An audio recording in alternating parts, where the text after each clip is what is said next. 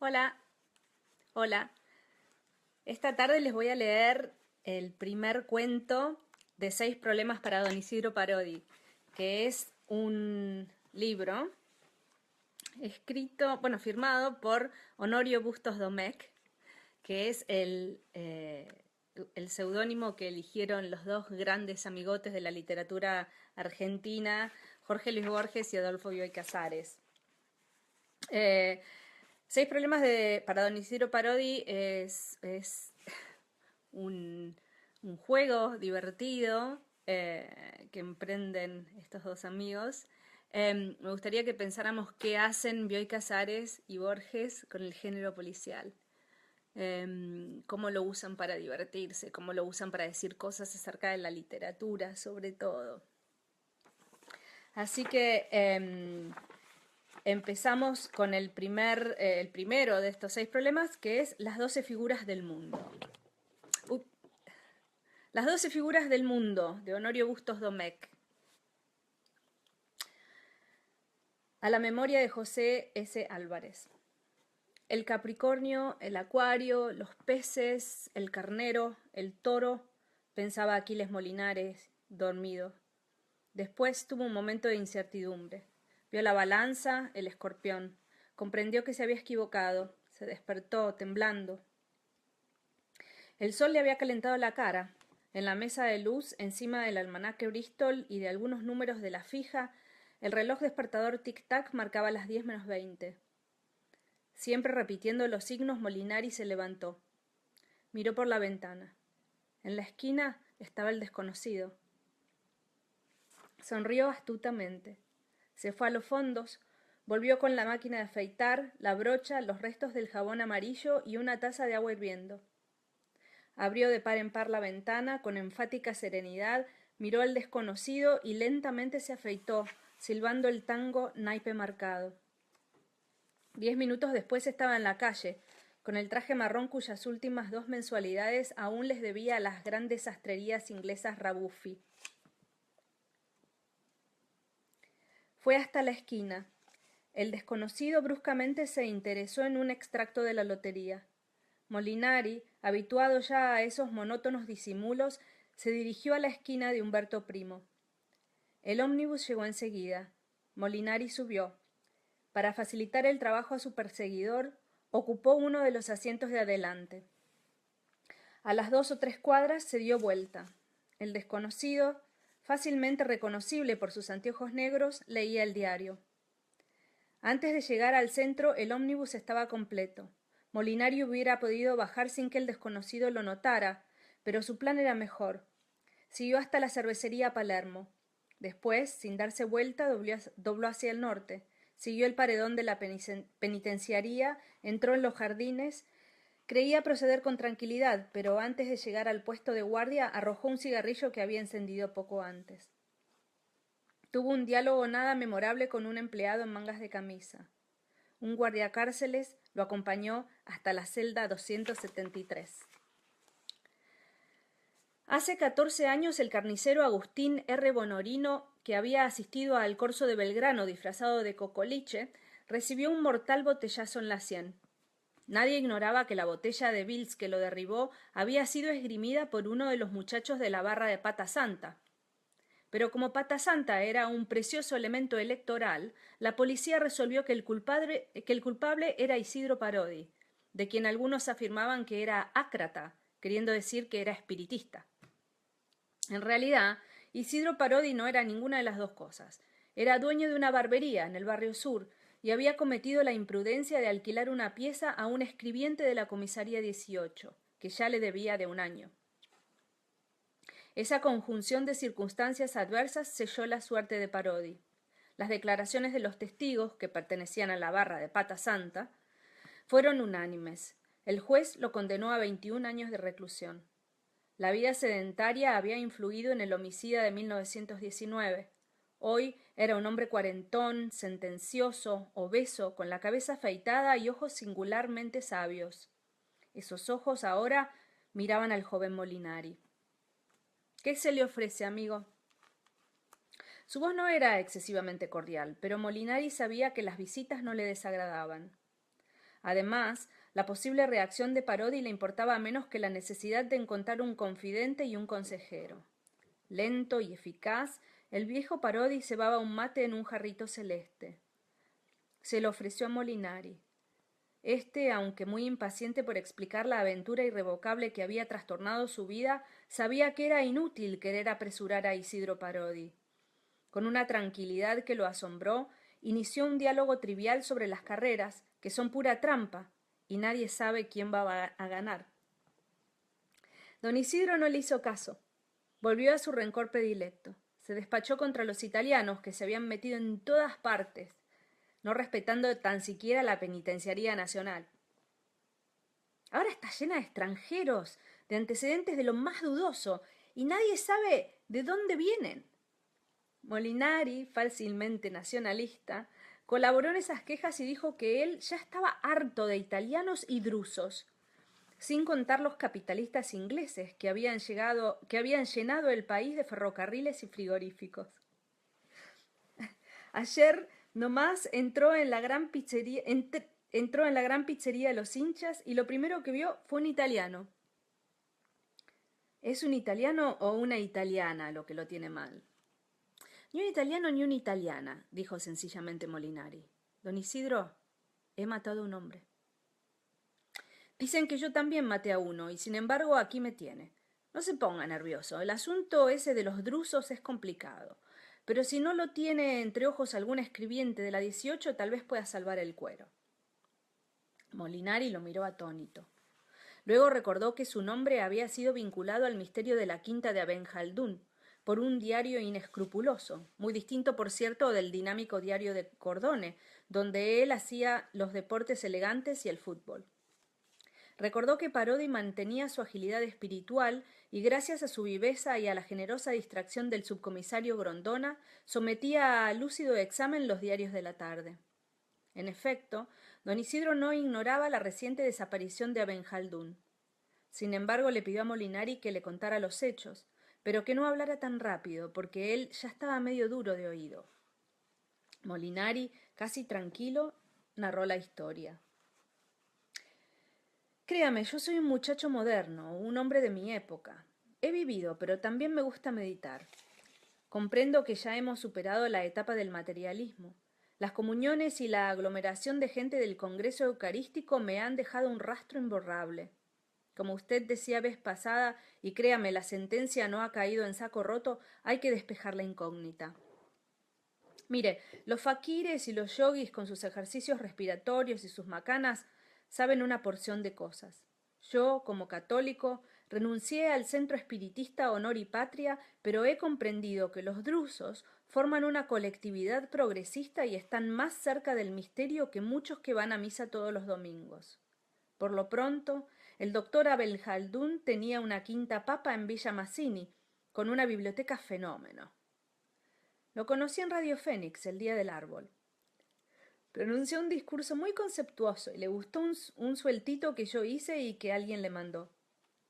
Me llevó a su casa, me prestó libros serios y me invitó a las fiestas que daba en la quinta.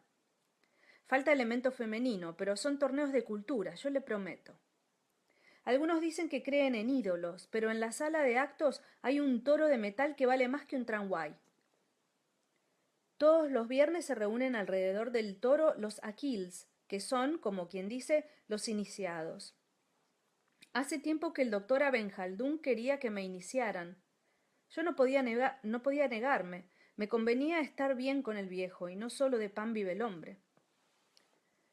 Los drusos son gente muy cerrada, y algunos no creían que un occidental fuera digno de entrar en la cofradía.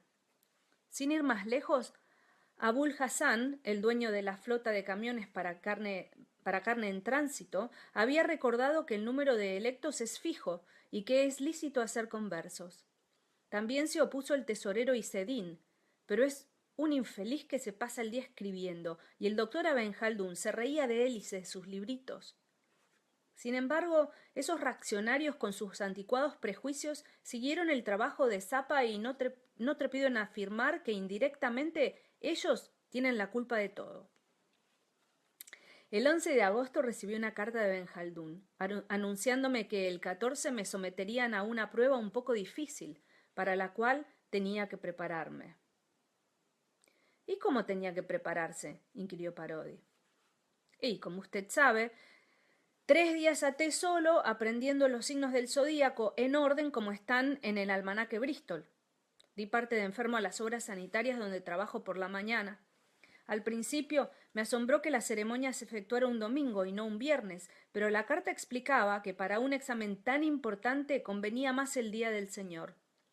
Yo tenía que presentarme en la quinta antes de medianoche. El viernes y el sábado los pasé de los más tranquilo, pero el domingo amanecí nervioso. Mire, don Isidro, ahora que pienso, estoy seguro que ya presentía lo que iba a suceder. Pero no aflojé. Estuve todo el día con el libro. Era cómico. Miraba cada 5 minutos el reloj a ver si ya podía tomar otro vaso de té. No sé para qué miraba. De todos modos tenía que tomarlo. La garganta estaba reseca y pedía líquido. Tanto esperar la hora del examen y, sin embargo, llegué tarde a Retiro y tuve que tomar el tren carreta de las 23:18 en vez del anterior. Aunque estaba preparadísimo, seguí estudiando el almanaque en el tren. Me tenían fastidiado unos imbéciles que discutían el triunfo de los Millonarios versus Chacarita Juniors, y créame, no sabían ni medio de fútbol. Bajé en Belgrano R. La quinta viene a quedar unas 13 cuadras de la estación. Yo pensé que la caminata iba a refrescarme, pero me dejó medio muerto. Cumpliendo las instrucciones de Abenjaldún, lo llamé por teléfono desde el almacén de la calle Rossetti. Frente a la quinta había una fila de coches. La casa tenía más luces que un velorio, y desde lejos se oía el rumorear de la gente. Abenjaldún estaba esperándome en el portón. Lo noté envejecido. Yo lo había visto muchas veces de día. Recién esa noche me di cuenta que se parecía un poco a Repetto, pero con barba. Ironías de la suerte, como quien dice. Esa noche, que me tenía loco el examen, voy y me fijo en ese disparate. Fuimos por el camino de ladrillos que rodea la casa y entramos por los fondos. En la secretaría estaba Isedín, del lado del archivo. Hace 14 años que estoy archivado, observó dulcemente don Isidro. Pero ese archivo no lo conozco. Descríbame un poco el lugar. Mire, es muy sencillo. La secretaría está en el piso alto. Una escalera baja directamente a la sala de actos.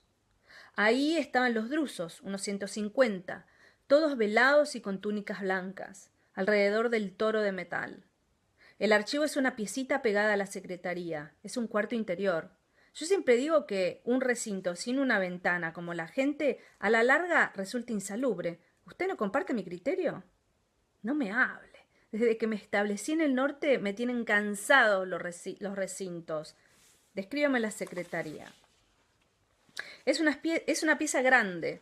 Hay un escritorio de roble donde está la Olivetti, unos sillones comodísimos en los que usted se hunde hasta el cogote, una pipa turca medio podrida que vale un dineral, una araña de caireles, una alfombra persa futurista, un busto de Napoleón, una biblioteca de libros serios, la Historia Universal de César Cantú, las Maravillas del Mundo y del Hombre, la Biblioteca Internacional de Obras Famosas, el Anuario de la Razón, el Jardinero Ilustrado de Pelufo, el Tesoro de la Juventud, la Dona Delincuente de Lombroso y qué sé yo. Isedín estaba nervioso. Yo descubrí enseguida el porqué. Había vuelto a la carga con su literatura. En la mesa había un enorme paquete de libros. El doctor, preocupado con mi examen, quería zafarse de Isedín y le dijo: «Pierda cuidado, esta noche leeré sus libros». Ignoro si el otro le creyó. Fue a ponerse la túnica para entrar en la sala de actos. Ni siquiera me echó una mirada.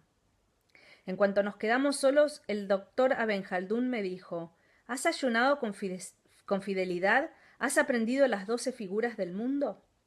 Le aseguré que desde el jueves a las 10, esa noche, en compañía de algunos tigres de la nueva sensibilidad, había cenado una buceca liviana y un pelleto al horno en el mercado de Abasto. Estaba té solo. Después, Abenjaldún me pidió que le recitara los nombres de las 12 figuras. Los recité sin un solo error. Me hizo repetir esa lista 5 o 6 veces. Al fin me dijo: «Veo que has acatado las instrucciones. De nada te valdrían, sin embargo, si no fueras aplicado y valiente.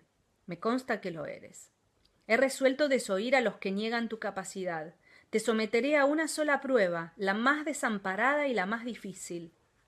Hace 30 años, en las cumbres del Líbano, yo la ejecuté con felicidad. Pero antes los maestros me concedieron otras pruebas más fáciles. Yo descubrí una moneda en el fondo del mar, una selva hecha de aire, un cáliz en el centro de la tierra, un alfanje condenado al infierno. Tú no buscarás 4 objetos mágicos, buscarás a los 4 maestros que forman el velado tetrágono de la divinidad. Ahora, entregados a piadosas tareas, rodean el toro de metal. Rezan con sus hermanos, los Aquils, velados como ellos. Ningún indicio los distingue, pero tu corazón los reconocerá.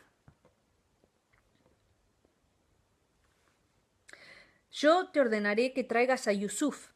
Tú bajarás a la sala de actos, imaginando en su orden preciso las figuras del cielo.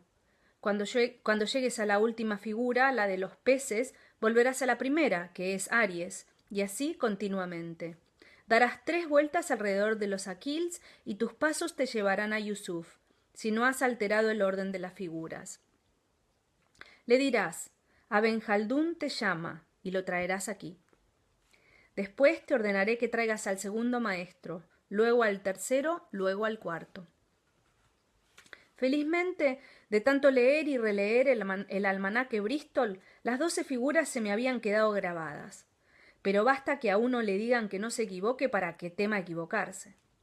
No me acobardé, le aseguro, pero tuve un presentimiento. Abenjaldún, que me estrechó la mano, me dijo que sus plegarias me acompañarían y bajé la escalera que da a la sala de actos. Yo estaba muy atareado con las figuras. Además, esas espaldas blancas, esas cabezas agachadas, esas máscaras lisas y ese toro sagrado que yo no había visto nunca de cerca me tenían inquieto. Sin embargo, di mis 3 vueltas como la gente y me encontré detrás de un ensabanado que me pareció igual a todos los otros. Pero como estaba imaginando las figuras del zodíaco, no tuve tiempo de pensar y le dije: Abenjaldún los llama. El hombre me siguió. Siempre imaginándome las figuras, subimos la escalera y entramos en la secretaría. Abenjaldún estaba rezando. Lo hizo entrar a Yusuf al archivo, y casi enseguida volvió y me dijo: «Trae ahora a Ibrahim». Volví a la sala de actos, di mis 3 vueltas, me paré detrás de otro ensabanado y le dije: «Abenjaldún los llama». Con él volví a la secretaría. «Para el carro, amigo», dijo Parodi. «¿Está seguro de que mientras usted daba sus vueltas nadie salió de la secretaría?» «Mire, le aseguro que no. Yo estaba muy atento a las figuras y todo lo que quiera, pero no soy tan sonso. No le quitaba el ojo a esa puerta. Pierda cuidado, nadie entró ni salió». Abenjaldún tomó del brazo a Ibrahim y lo llevó al archivo. Después me dijo: «Trae ahora a Isedín». Cosa rara, don Isidro, las 2 primeras veces había tenido confianza en mí. Esta vuelta estaba acobardado. Bajé, caminé 3 veces alrededor de los drusos y volví con Isedín. Yo estaba cansadísimo. En la escalera se me nubló la vista, cosas del riñón. Todo me pareció distinto, hasta mi compañero. El mismo Abenjaldún que ya me tenía tanta fe que en lugar de rezar se había puesto a jugar al solitario, se lo llevó a Isedín al archivo y me dijo, hablándome como un padre: «Este ejercicio te ha rendido. Yo buscaré al cuarto iniciado, que es Jalil». La fatiga es el enemigo de la atención, pero en cuanto salió Abenjaldún me prendí a los barrotes de la galería y me puse a espiarlo. El hombre dio sus 3 vueltas lo más chato, agarró de un brazo a Jalil y se lo trajo para arriba. Ya le dije que el archivo no tiene más puerta que la que da a la secretaría. Por esa puerta entró Abenjaldún con Jalil. Enseguida salió con los 4 drusos velados.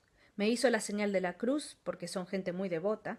Después le dijo en criollo que se quitaran los velos. Usted dirá que es pura fábula, pero ahí estaban Isedín con su cara de extranjero, y Jalil, el sugerente de la formal, y Yusuf, el cuñado del que es gangoso, e Ibrahim, pálido como un muerto y barbudo, el socio de Abenjaldún, usted sabe. 150 drusos iguales y ahí estaban los 4 maestros. El doctor Abenjaldún casi me abrazó, pero los otros, que son personas refractarias a la evidencia y llenas de supersticiones y agüerías, no dieron su brazo a torcer y se le enojaron en druso. El pobre Abenjaldún quiso convencerlos, pero al fin tuvo que ceder. Dijo que me sometería a otra prueba, dificilísima, pero que en esa prueba se jugaría la vida de todos ellos y tal vez la suerte del mundo. Continuó. Te vendaremos los ojos con este velo, pondremos en tu mano derecha esta larga caña y cada uno de nosotros se ocultará en algún rincón de la casa o de los jardines. Esperarás aquí hasta que el reloj dé las 12. Después nos encontrarás sucesivamente, guiado por las figuras. Esas figuras rigen el mundo. Mientras dure el examen, te confiamos el curso de las figuras. El cosmos estará en tu poder. Si no alteras el orden del zodíaco, nuestros destinos y el destino del mundo seguirá el curso prefijado. Si tu imaginación se equivoca, si después de la balanza imaginas al león y no al escorpión, el maestro a quien buscas perecerá. Y el mundo conocerá la amenaza del aire, del agua y del fuego. Todos dijeron que sí, menos Isedín, que había ingerido tanto salame que ya se le cerraban los ojos y que estaba tan distraído que al irse nos dio la mano a todos, uno por uno, cosa que no hace nunca. Me dieron una caña de bambú, me pusieron la venda y se fueron. Me quedé solo. ¡Qué ansiedad la mía! Imaginarme la figura sin alterar el orden, esperar las campanadas que no sonaban nunca, el miedo que sonaran y echar a andar por esa casa que de golpe me pareció interminable y desconocida. Sin querer pensé en la escalera, en los descansos, en los muebles que abría en mi camino, en los sótanos, en el patio, en las claraboyas, qué sé yo. Empecé a oír de todo, las ramas de los árboles del jardín, unos pasos arriba, los drusos que se iban de la quinta, el arranque del viejo Isota de Abd el-Melek, usted sabe, el que se ganó la rifa del aceite ragio. En fin, todos se iban y yo me quedaba solo en el caserón, con esos drusos escondidos quién sabe dónde. Ahí tiene. Cuando sonó el reloj me llevé un susto. Salí con mi cañita, yo, un muchacho joven, pletórico de vida, caminando como inválido, como un ciego, si usted me interpreta. Agarré enseguida para la izquierda y porque el cuñado del gangoso tiene mucho savoir-faire y yo pensé que iba a encontrarlo debajo de la mesa. Todo el tiempo veía patente la balanza, el escorpión, el sagitario y todas esas ilustraciones. Me olvidé del primer descanso de la escalera y seguí bajando en falso. Después me entré en el jardín de invierno. De golpe me perdí. No encontraba ni la puerta ni las paredes. También hay que ver, 3 días a puro té solo y el gran desgaste mental que yo me exigía. Dominé con todo la situación y agarré por el lado del montaplatos. Yo malicié que alguno se habría introducido en la carbonera. Pero esos drusos, por instruidos que sean, no tienen nuestra viveza criolla. Entonces me volví para la sala. Tropecé con una mesita de 3 patas que usan algunos drusos que todavía creen en el espiritismo como si estuvieran en la Edad Media. Me pareció que me miraban todos los ojos de los cuadros al óleo. Usted se reirá, tal vez. Mi hermanita siempre dice que tengo algo de loco y de poeta. Pero no me dormí y enseguida lo descubrí a Abenjaldún. Estiré el brazo y ahí estaba. Sin mayor dificultad encontramos la escalera, que estaba mucho más cerca de lo que yo imaginaba, y ganamos la secretaría. En el trayecto no dijimos ni una palabra. Yo estaba ocupado con las figuras. Lo dejé y salí a buscar otro druso. En eso oí como una risa ahogada. Por primera vez tuve una duda. Llegué a pensar que se reían de mí. Enseguida oí un grito. Yo juraría que no me equivoqué en las imágenes, pero primero con la rabia y después con la sorpresa tal vez me haya confundido. Yo nunca niego la evidencia. Me di vuelta y tanteando con la caña entré en la secretaría. Tropecé con algo en el suelo. Me agaché, toqué el pelo con la mano. Toqué una nariz, unos ojos. Sin darme cuenta de lo que hacía, me arranqué la venda. Abenjaldún estaba tirado en la alfombra. Tenía la boca toda babosa y con sangre. Lo palpé. Estaba calentito todavía, pero ya era un cadáver. En el cuarto no había nadie. Vi la caña que se me había caído de la mano, tenía sangre en la punta. Recién entonces comprendí que yo lo había matado. Sin duda, cuando oí la risa y el grito me confundí un momento y cambié el orden de las figuras. Esa confusión había costado la vida de un hombre. Tal vez la de los 4 maestros. Me asomé a la galería y los llamé. Nadie me contestó. Aterrado, huí por los fondos, repitiendo en voz baja el carnero, el toro, los gemelos, para que el mundo no se viniera abajo. Enseguida llegué a la tapia y eso que la quinta tiene 3 cuartos de manzana. Siempre el tullido Ferrarotti me sabía decir que mi porvenir estaba en las carreras de medio fondo. Pero esa noche fui una revelación en salto en alto. De un saque salvé la tapia, que tiene casi 2 metros. Cuando estaba levantándome de la zanja y sacándome una porción de cascos de botella que se me habían incrustado por todos lados, empecé a toser con el humo. De la quinta salió un humo negro y espeso como lana de colchón. Aunque no estaba entrenado, corrí como en mis buenos tiempos. Al llegar a Rossetti me di vuelta. Había una luz como de 25 de mayo en el cielo. La casa estaba ardiendo. Ahí tiene lo que puede significar un cambio en las figuras. De pensarlo, la boca se me puso más seca que lengua de loro. Divisé un agente en la esquina y di marcha atrás. Después me metí en unos andurriales que es una vergüenza que haya todavía en la capital. Yo sufría como argentino, le aseguro, y me tenían mareado unos perros que bastó que uno solo ladrara para que todos se pusieran a ensordecerme desde muy cerca, y en esos barriales del oeste no hay seguridad para el peatón ni vigilancia de ninguna especie. De pronto me tranquilicé, porque vi que estaba en la calle Charlone. Unos infelices que estaban de patota en un almacén se pusieron a decir «¡El carnero! ¡El toro!» y a hacer ruidos que están mal en una boca, pero yo no les llevé la punta y pasé de largo. ¿Quiere creer que solo al rato me di cuenta que yo había estado repitiendo las figuras en voz alta? Volví a perderme. Usted sabe que en esos barrios ignoran los rudimentos del urbanismo y las calles están perdidas en un laberinto. Ni se me pasó por la cabeza tomar algún vehículo. Llegué a casa con el calzado hecho una miseria, a la hora en que salen los basureros. Yo estaba enfermo de cansancio esa madrugada. Creo que hasta tenía temperatura. Me tiré en la cama, pero resolví no dormir para no distraerme de las figuras. A las 12 del día mandé parte de enfermo a la redacción y a las obras sanitarias. En eso entró mi vecino, el viajante del Abrancato, y se hizo firme y me llevó a su pieza a tomar una tallaninada. Le hablo con el corazón en la mano. Al principio me sentí un poco mejor. Mi amigo tiene mucho mundo y destapó un moscato del país. Pero yo no estaba para diálogos finos y aprovechando que el tuco me había caído como un plomo me fui a mi pieza. No salí en todo el día. Sin embargo, como no soy un ermitaño y me tenía preocupado lo de la víspera, le pedí a la patrona que me trajera las noticias. Sin tan siquiera examinar la página de los deportes, me engolfé en la crónica policial y vi la fotografía del siniestro.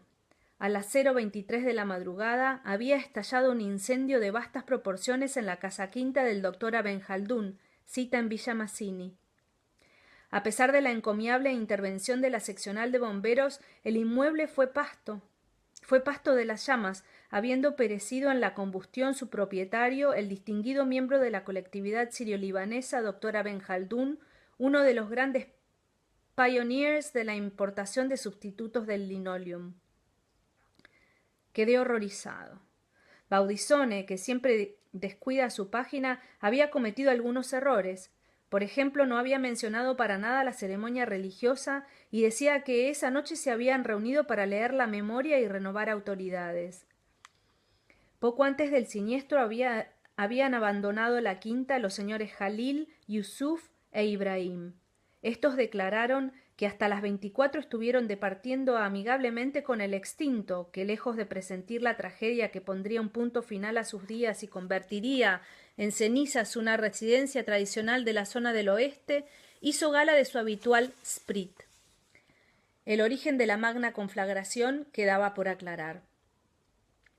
A mí no me asusta el trabajo, pero desde entonces no he vuelto al diario ni a las obras, y ando con el ánimo por el suelo. A los 2 días me vino a visitar un señor muy afable que me interrogó sobre mi participación en la compra de escobillones y trapos de rejilla para la cantina del personal del corralón de la calle Bucareli. Después cambió de tema y habló de las colectividades extranjeras y se interesó especialmente en la sirio-libanesa. Prometió, sin mayor seguridad, repetir la visita. Pero no volvió. En cambio, un desconocido se instaló en la esquina y me sigue con sumo disimulo por todos lados. Yo sé que usted no es hombre de dejarse enredar por la policía ni por nadie. Sálveme, don Isidro, estoy desesperado. Yo no soy brujo ni ayunador para andar resolviendo adivinanzas, pero no te voy a negar una manito. Eso sí, con una condición. Prométeme que me vas a hacer caso en todo. Como usted diga, don Isidro. Muy bien, vamos a empezar enseguida. Decí en orden las figuras del almanaque.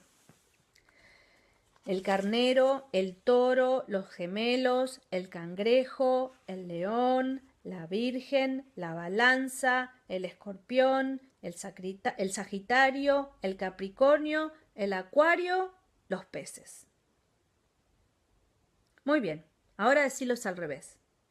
Molinari, pálido, balbuceó: el ronecar, el roto. Salí de ahí con esas compadradas. Te digo que cambies el orden, que digas de cualquier modo las figuras. ¿Que cambie el orden?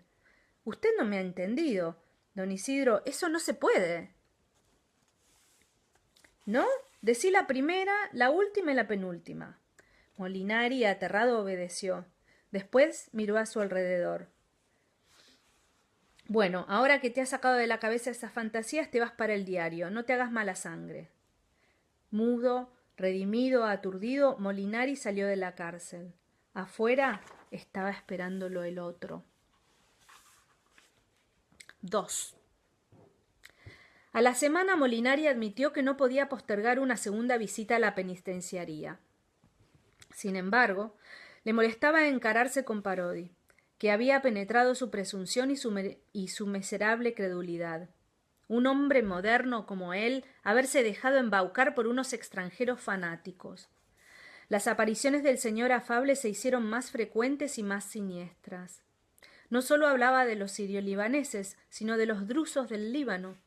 Su diálogo se había enriquecido de temas nuevos, por ejemplo, la abolición de la tortura de 1813, las ventajas de una picana eléctrica recién importada de Bremen por la sección Investigaciones, etc.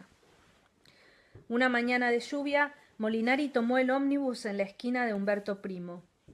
Cuando bajó en Palermo, bajó también el desconocido, que había pasado de los anteojos a la barba rubia.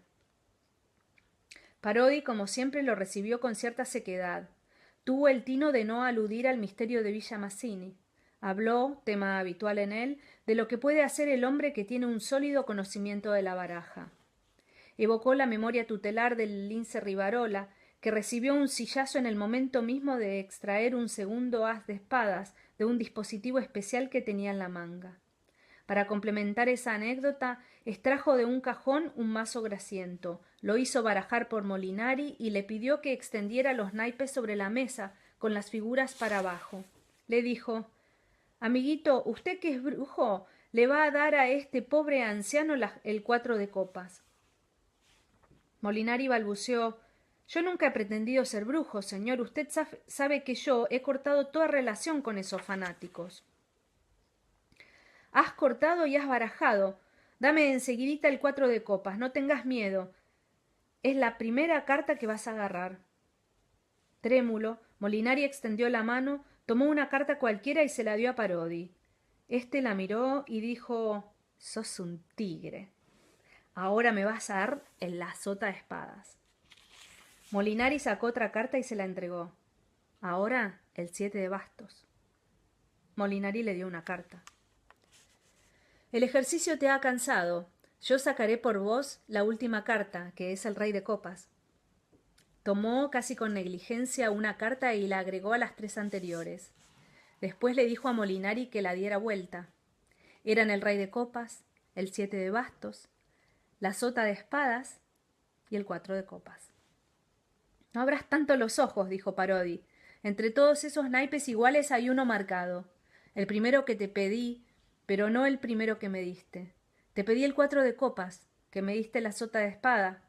Te pedí la sota de espadas, me diste el 7 de bastos. Te pedí el 7 de bastos y me diste el rey de copas. Dije que estabas cansado y que yo mismo iba a sacar el cuarto naipe, el rey de copas. Saqué el 4 de copas que tiene estas pintitas negras. Aben Haldún hizo lo mismo. Te dijo que buscaras el druso número 1, vos le trajiste el número 2. Te dijo que trajeras el número 2, vos le trajiste el número 3. Te dijo que trajeras el 3, vos le trajiste el 4. Te dijo que iba a buscar el 4 y trajo el 1. El 1 era Ibrahim, su amigo íntimo. Aben Haldún podía reconocerlo entre muchos. Esto les pasa a los que se meten con extranjeros. Vos mismo me dijiste que los drusos son una gente muy cerrada. Decías bien, y el más cerrado de todos era Aben Haldún, el decano de la colectividad. A los otros les bastaba desairar a un criollo. Él quiso tomarlo para risa. Te dijo que fueras un domingo y vos mismo me dijiste que el viernes era el día de sus misas. Para que estuvieras nervioso, te hizo 3 días a puro té y almanaque Bristol. Encima te hizo caminar no sé cuántas cuadras. Te largó a una función de drusos ensabanados y como si el miedo fuera poco para confundirte, inventó el asunto de las figuras del almanaque. El hombre estaba de bromas. Todavía no había revisado ni revisaría nunca los libros de contabilidad de Isedín. De esos libros hablaban cuando vos entraste. Vos creíste que hablaban de novelitas y de versos. ¿Quién sabe qué manejos había hecho el tesorero? Lo cierto es que mató a Ben Haldún y quemó la casa para que nadie viera los libros. Se despidió de ustedes, les dio la mano, cosa que nunca hacía, para que dieran por sentado que se había ido. Se escondió por ahí cerca, esperó que fueran los otros que ya estaban hartos de la broma, y cuando vos, con la caña y la venda, estabas buscándolo a Ben Haldún, volvió a la secretaría. Cuando volviste con el viejo, los dos se rieron de verte caminando como un cieguito. Saliste a buscar un segundo druso, Aben Haldún te siguió para que volvieras a encontrarlo y te hicieras 4 viajes a puro golpe, trayendo siempre a la misma persona. El tesorero entonces le dio una puñalada en la espalda. Vos oíste su grito. Mientras volvías a la pieza, tanteando, Isedín huyó, prendió fuego a los libros. Luego, para justificar que hubieran desaparecido los libros, prendió fuego a la casa. Pujato, 27 de diciembre de 1941. Eso fue Las 12 figuras del mundo. El primer cuento de 6 problemas para don Isidro Parodi, que es un libro que escribieron juntos Adolfo Bioy Casares y Jorge Luis Borges. Lo que me gustaría que hiciéramos es, pueden volver a escuchar el cuento cuando quieran, ¿no? En cualquier momento pueden escuchar el video otra vez. Lo que podríamos hacer es pensar un poquito qué elementos borgianos reconocemos en este cuento y también qué elementos de la obra de Bioy Casares reconocemos en este cuento. Pensemos, por ejemplo, en El sueño de los héroes de Bioy Casares. ¿Qué reconocemos en el tono, en el estilo, en los temas, en este cuento? Y bueno, otra vez pensemos lo que les propuse al principio, que es qué están haciendo Borges y Bioy Casares con el género policial, cómo lo están usando para divertirse, para subvertirlo, para jugar con él. Espero que lo hayan disfrutado. Hasta la próxima, gracias por escuchar.